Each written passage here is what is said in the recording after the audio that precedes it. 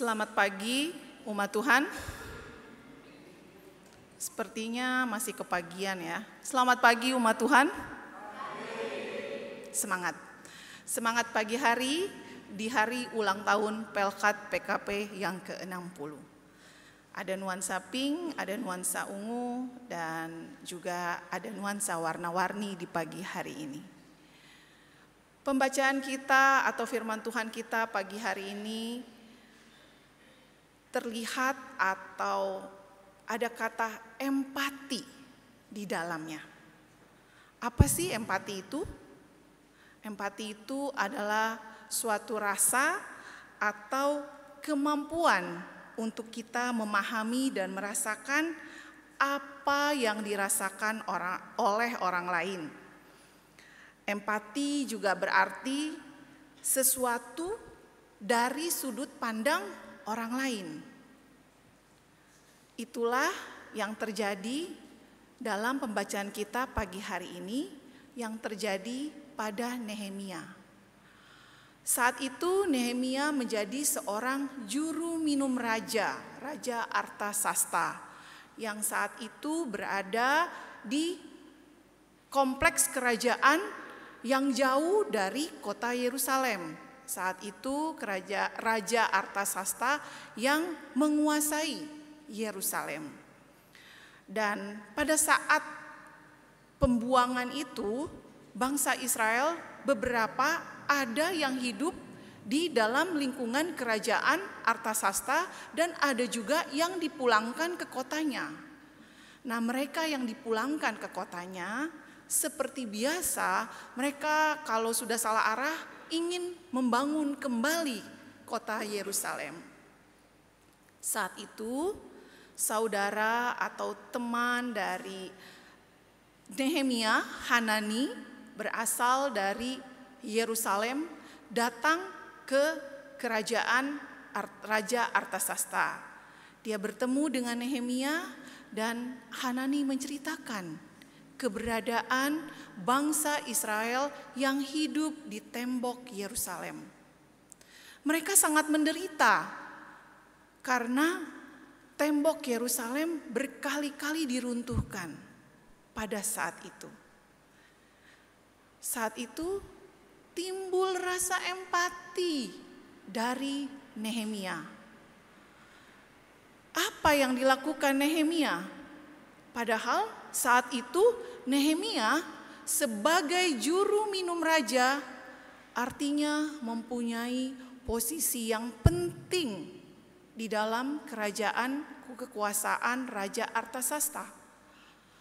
Ia berarti sudah ada di zona nyaman, mempunyai jabatan, mempunyai materi, walaupun dia bukan berasal dari orang kafir pada saat itu, yang artinya orang tidak percaya Allah.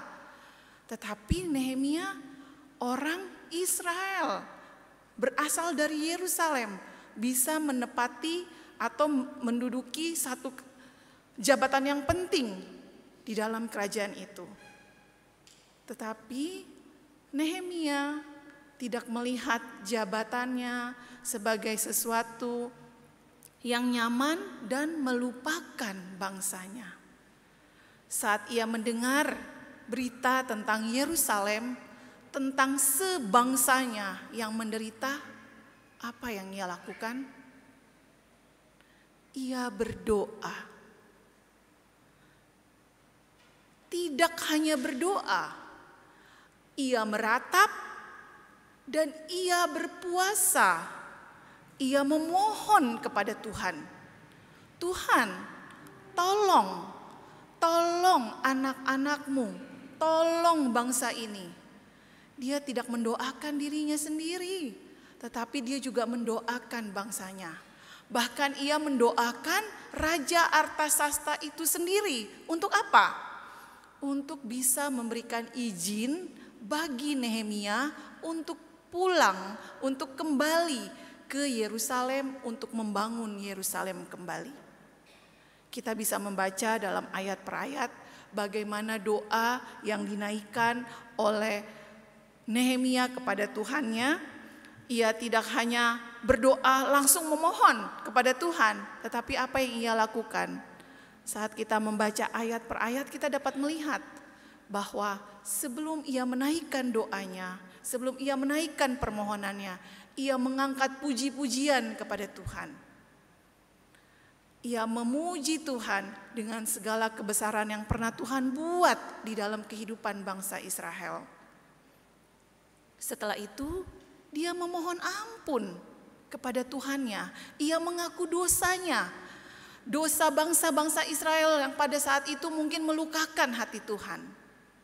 Setelah itu, setelah pengakuan dosa, ia menaikkan permohonannya. Memohon kepada Tuhan.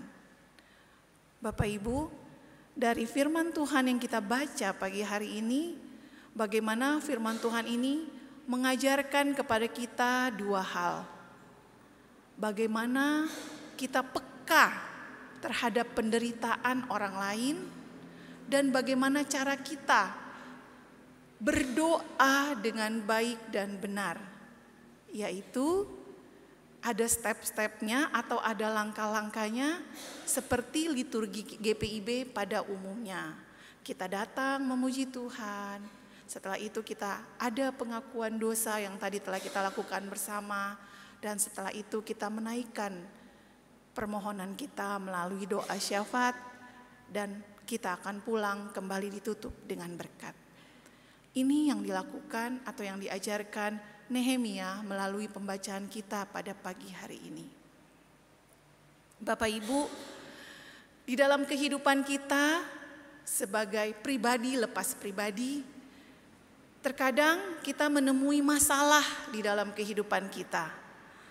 Kita menemui masalah yang sebenarnya bukan masalah kita. Kemungkinan besar kalau dalam keluarga kita terbeban dengan masalah anak kita. Kita terbeban dengan masalah keluarga, mungkin kakak kita, adik kita, orang tua kita mempunyai masalah dan kita terbeban. Apa yang kita lakukan? Itu urusan mama, itu urusan papa, itu urusan orang tua. Atau biarlah masalah keluarga kakak saya menjadi urusan kakak saya. Masalah keluarga adik saya menjadi urusan keluarga saya. Kita nggak mau ikut campur di dalamnya. Atau biarlah masalah anak menantu saya dengan anak saya menjadi masalah mereka. Tetapi sebagai orang percaya, kita kembali diajarkan melalui firman Tuhan pagi hari ini. Bukan berarti kita ikut campur dalam masalah orang lain, tetapi kita bawa di dalam doa kepada Tuhan. Sebagai orang percaya, kita wajib mendoakan atau memahami penderitaan orang lain. Seperti sektor pelayanan 1 tadi menyanyikan lagu tentang bahasa cinta. Dan saya percaya lagu yang dipilih untuk dinyanyikan pada pagi hari ini bukan mencocok logi dengan tema kita pada pagi hari ini, tetapi memang ada Roh Kudus sehingga dipilihlah lagu bahasa cinta. Bagaimana kita mau menjadi berkat bagi orang lain. Walaupun dengan segala kelebihan kita, dengan segala kekurangan kita, dengan segala keterbatasan kita. Mungkin di sektor 1 ada yang punya banyak waktu, sehingga ia bisa menjadi pelayan atau bisa melayani satu dengan yang lain. Tetapi ada juga yang gak punya waktu, tetapi ingin memberi diri. Mungkin membantu di saat kita ada kegiatan atau saat kita mempunyai event-event, baiklah saya membantu dari dana. Bahkan ada yang memang kemungkinan besar membantu dari dana dan juga dari tenaga. Itulah yang mungkin ingin disampaikan oleh sektor pelayanan 1. Bahwa apapun juga yang saya lakukan, kalau saya nggak punya kasih, semuanya akan sia-sia. Kalau saya memberi diri, memberikan pelayanan saya, tetapi pada akhirnya itu menjadi suatu unek-unek buat diri saya atau menjadi ganjalan dalam diri saya seperti saya sudah memberi, tapi kok saya nggak dianggap ya? Itu akhirnya akan menjadi sesuatu yang sia-sia. Sehingga tadi lagu yang dinyanyikan adalah kalau kita ada kasih di dalam diri kita, kita tidak akan memperhitungkan apa yang kita perbuat kepada orang lain. Seperti halnya Nehemia, ia melakukan bukan untuk dirinya sendiri. Kalau mau dipikir, Nehemia udah ada di jabatan yang paling tinggi. Tetapi ia melakukan kehendak Allah. Ia berdoa untuk orang-orang di sekitarnya. Umat Tuhan yang terkasih di dalam Yesus Kristus, bertepatan juga pada hari ini, hari ulang tahun Pelkat PKP yang ke-60.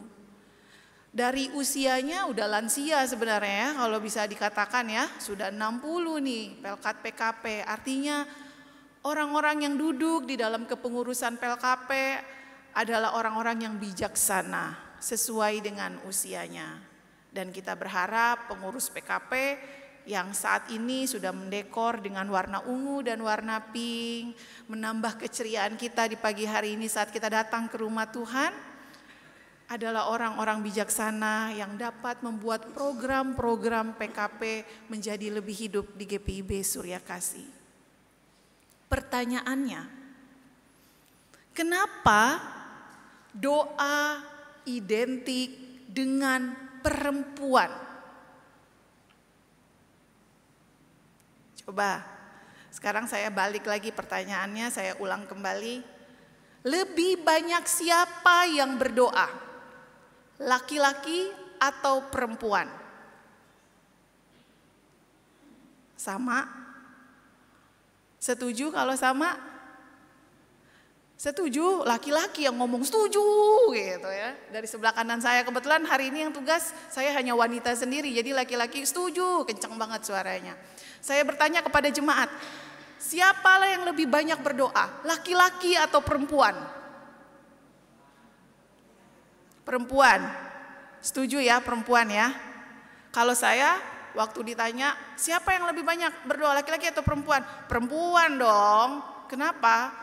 Dari umur Pelkat aja, PKP lebih tua umurnya dibanding PKB. Artinya yang lebih banyak datang ke gereja dan beribadah adalah kaum perempuan. Dan kenapa saya bilang kaum perempuan itu paling banyak berdoa? Presentasinya lah. Oke, mungkin kata siapa, istri saya di rumah gak berdoa, saya yang ngingetin istri saya berdoa. Bisa juga ya mungkin ya bapak-bapak di sini ya, bapak-bapak yang ada di depan, karena tadi bilangnya laki-laki dong yang banyak berdoa, bapak-bapak dong. Ya gak apa-apa lah ya, kita kasih 80-20. Setuju? 80% wanita lebih banyak berdoa daripada laki-laki. Kenapa saya bisa katakan demikian? Yang pertama, saat anak-anak kita lahir ke dunia ini, siapa yang pertama kali ngajarin doa? Pasti mamanya. Yang pertama, kalau kita bekerja, mama-mama akan mendapat cuti 3 bulan melahirkan. Saat dia di rumah menjaga anaknya, dia akan selalu mendengungkan doa kepada anaknya. Papa-papa kemana? Kerja dong tentunya. Cuma 3 hari istrinya melahirkan, 3 hari dikasih waktu. Tapi mama-mama 3 bulan. Bahkan ada yang memutuskan dari wanita karir menjadi ibu rumah tangga. Akhirnya anaknya 1 tahun udah bisa ngomong atau 2 tahun udah bisa ngomong, dibawalah ke sekolah minggu. Diajarin apa di sekolah minggu? Diajarin berdoa mama. Gimana berdoanya? Sama mama yuk berdoanya. Atau mamanya ngajarin sebelum kita bobo kita berdoa. Sebelum makan ayo kita berdoa. Selalu yang ngajarin mamanya. Kalau papanya yang disuruh tolong suapin anaknya, langsung aja. Lupa berdoa. Nah, karena bapak-bapak maklum lah ya, banyak pikiran dalam pekerjaan. Ya it's okay. Jadi yang lebih banyak berdoa adalah kaum perempuan. Bagaimana pentingnya kaum perempuan di dalam kehidupan berkeluarga. Bahkan kalau kita baca artikel, banyak yang bilang bahwa rumah tanpa mama tidak akan hidup. Kalau kita tanya sama anak-anak yang merantau, apa sih yang kamu kangen dari keluarga kamu? Pulang ke rumah, makan masakan mama. Pulang ke rumah, mau tidur sama mama. Pulang ke rumah, mau ketemu mama. Konsepnya memang terlihat feminim. Tetapi saya percaya bapak-bapak di sini pasti juga punya orang tua, punya mama. Pasti kangen sama mamahnya kan? Walaupun kita sudah tua, kita tetap kangen sama mama. Kita bisa melihat betapa pentingnya kaum perempuan. Seperti tadi di dalam kita membaca situasi, ungkapan situasi, kita melihat peran perempuan itu banyak. Sebagai ibu, sebagai istri, sebagai pribadi. Mungkin pribadinya itu sebagai seorang pekerja kantoran, atau mungkin dia sebagai seseorang yang aktif dalam organisasi. Perempuan harus bisa membagi waktu. Dan perempuan mempunyai empati yang sangat besar di dalam keluarganya. Terutama terhadap penderitaan anak-anaknya.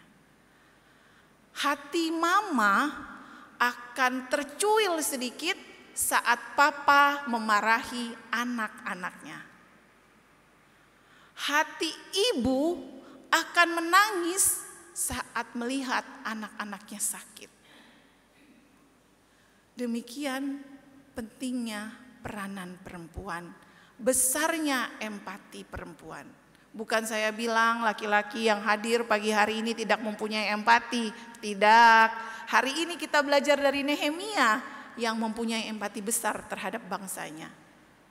Tetapi pagi ini saya mengingatkan bahwa sebagai perempuan, perempuan yang tangguh, yang bijaksana, yang kuat, bagaimana kita mengajarkan doa, mengingatkan doa kepada keluarga kita, agar doa itulah yang menjadi kekuatan untuk kita menjalani kehidupan kita hari demi hari di dunia yang jahat saat ini. Kenapa saya bilang jahat dunia saat ini? Karena begitu banyak kejadian demi kejadian yang kadang mungkin kita sebagai kaum mungkin boomer, atau ada juga yang masih hidup saat ini silent boomer, atau kita yang di depan ini yang dikategorikan Gen X, ya. Dan anak-anak sekarang yang sudah anak-anak milenial ya, tahun 90 udah dibilang milenial itu, sekarang mereka menyebut diri mereka adalah remaja jompo. Kenapa? Ya karena jahatnya dunia. Terlalu banyak tawaran manis-manis di luar sana membuat kita mengkonsumsi yang manis masuk dalam tubuh kita, sehingga masih usia 30-an, usia 20-an menjelang 30 udah mulai penyakitan.